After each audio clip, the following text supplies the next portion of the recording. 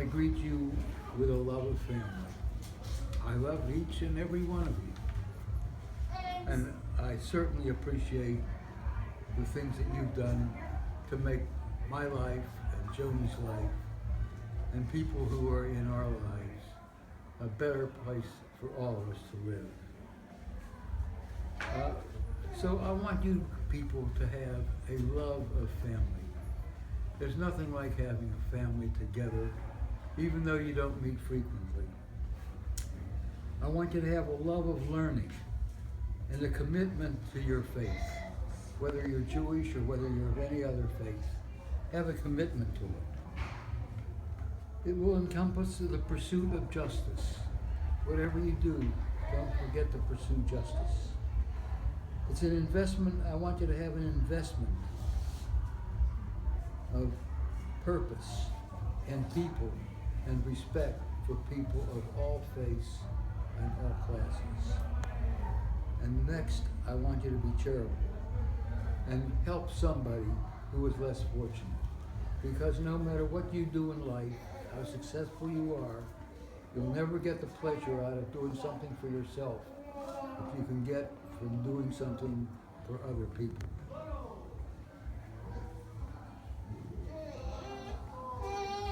Set high goals for yourselves and pursue them diligently, and you will find that you will meet with success. Always keep your goals high. Maintain your integrity. That's the most important of any of the things that I'm going to mention. Shakespeare once said that he who steals my wallet steals trash. But he who takes my good name takes that which enriches him mine and makes me very poor. So always maintain your good name. Meanwhile, even if you live to be 120, thank God for what gifts you have. Thank Him for what you have. Hug your family every night and every day, unless they live more than 2 blocks away. Set priorities. Read good books. Don't eat too much Jewish food. And try to keep fast food to a minimum. Parenting is the happiest and hardest thing I think Joe and I have done. But the greatest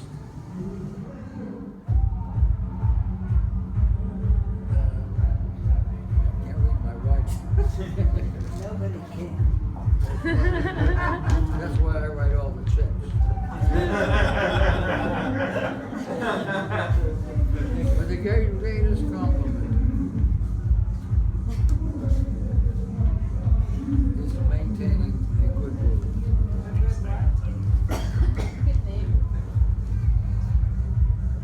If I look back and I had to give myself a grade for good parenting, which I tell you is the most difficult thing to do that all of you will experience in your lives, I would probably end up with a C+. We do many things that we think are right, and at the time we do them with the plan in mind that it's the right thing to do at that time. It doesn't always turn out that way, and sometimes it may be the wrong thing. But you try hard, you never give up, and you try to set high goals.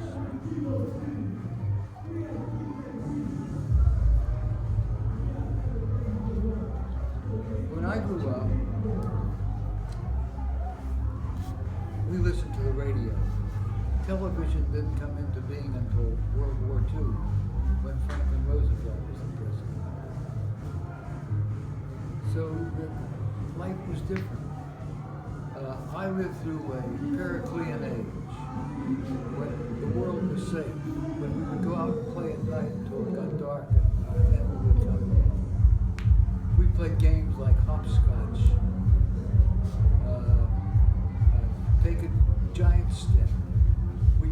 kick the can. And we played outside. Those are things people don't do today because you're afraid to go. So you live in a much more dangerous world. So try to keep things safe for yourself and for your families.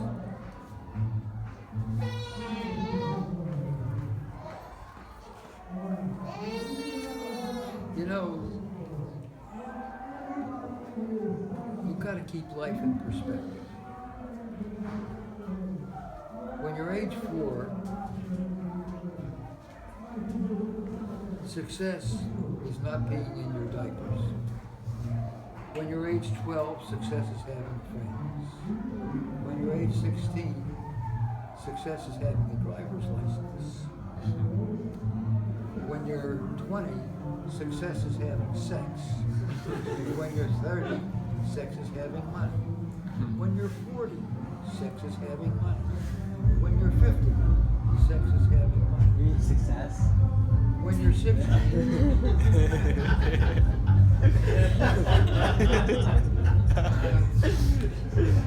when you're 60, success is having friends. When you're 75, success is having a driver's license. When you're 85, you want to have money for retirement. And when you are 95, success is not being in your pants. So with that little bit of philosophy, I want you to know that I'm just in my initial stages of my golden years. I'm not on it. I'm not really old. Sometimes I walk a little hesitantly, but I'm chronologically endowed. Living a long life is a type of luck, I would call it. It accompanies you or doesn't accompany you. And, you know, you're lucky. People come to me and they say, Bob, you look so good. My answer is, I'm glad you saw me.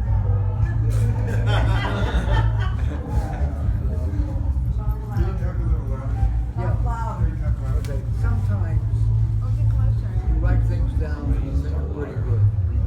And then you do a little bit of research and a little bit of reading. And you find out that somebody else expressed the same thoughts that you want to express, but they did it in a much better way. And one of the things that I found that really expresses, I think, John's feeling and my feeling, was written by some unknown character. I had since happened to pick it up. And I want to read part of it to you. And it's not plagiarism because nobody knows who wrote it. Otherwise I would have written it down. And this is titled, And Then It Is Winter. You know, time has a way of moving quickly, catching you unaware of the passing years. It seems just yesterday that I was young, just married and embarking on my new life with my mate. Yet in a way it seems like eons ago, and I wonder where all the years went. I know that I lived them all. I have glimpses of how it was back then, and of all my hopes and dreams. But here it is, the winter of my life, and it catches me by surprise. How did I get here so fast? Where did the years go? Where did my youth go? I remember well seeing older people through the years and thinking that those older people were years away from me, and that winter was so far off that I could not fathom it or imagine fully what it would be like. But here it is, my friends, are retired and getting gray. They move slow, and I see an older person. Some are in better shape, and some worse shape than me. But I see the great change, not like the ones that I remember, young and bright, but like me. It's only 10 more pages. Their age is beginning to show, and we are now those older folks that we used to see and never thought would ever be. And so now I enter into this new season of my life, unprepared for all the aches and pains and the loss of strength and ability to go and do things that I wish I had done, but never did. Yes, I have regrets. There are things I wish I had done, things I should have done, but indeed there are many things I'm happy to have done. It's all in a lifetime. So if you're not in your winter yet, let me remind you that it will be here faster than you think. So whatever you would like to accomplish in your life, do it quickly. Don't put things off too long. Life goes by quickly. So do what you can today. You can never be sure whether this is your winter or not. You have no promise that you will see all the seasons of your life. So live for today and say all the things that you want your loved ones to remember. And hope that they appreciate and love you for all the things that you have done for them in all the years past. Life is a gift to you. The way you live your life is your gift to those who come after you. Make it a fantastic one. Live it well. Enjoy today. Do something fun. Be happy. Remember, it is health that is real wealth, not pieces of gold and silver. Live happy in 2016. Lastly, consider the following. Today is the oldest you've ever been, yet the youngest you'll ever be. So enjoy this day while it lasts. Your kids are becoming you, but your grandchildren are perfect. Going out is good while it lasts. So your kids are becoming you, and your grandchildren are perfect. Remember that. You forget names, but it's okay because other people forget they even knew you. And if you want to know whether you're getting Alzheimer's or not, you'll find out when you start to meet all new people. You realize you're never going to be really good at anything, especially golf. The things you used to care to do, you no longer care to do.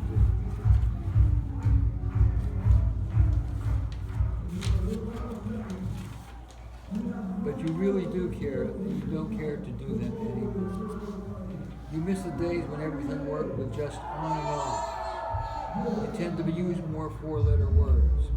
Which, what, why, when. Now that you can afford expensive jewelry, it's not safe to wear it anyway. You notice everything they sell in stores is sleeveless.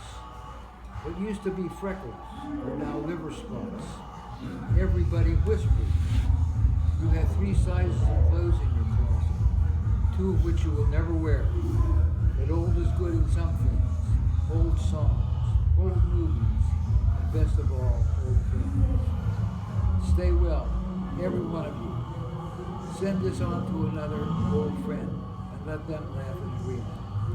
It's not what you gather, but what you scatter that tells what kind of life you live.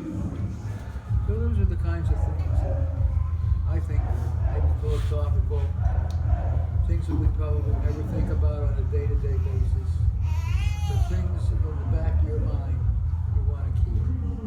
The one thing I didn't mention was charity. I would hope that each one of you, as you appreciate the things you have, will continue to help people who are more needy than you.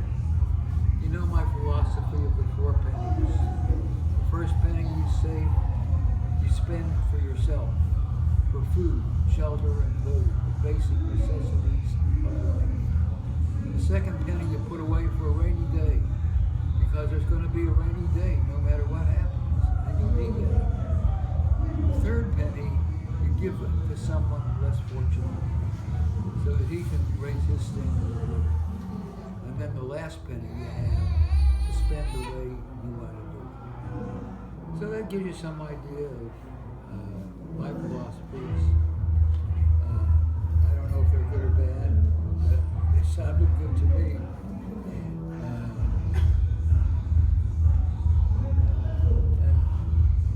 so that's it. I want to thank everybody again. I really can't tell you how much this means to me. To have a family around guy that doesn't express emotion very much. Whether it's happy days or sad days. This is an emotional moment for me.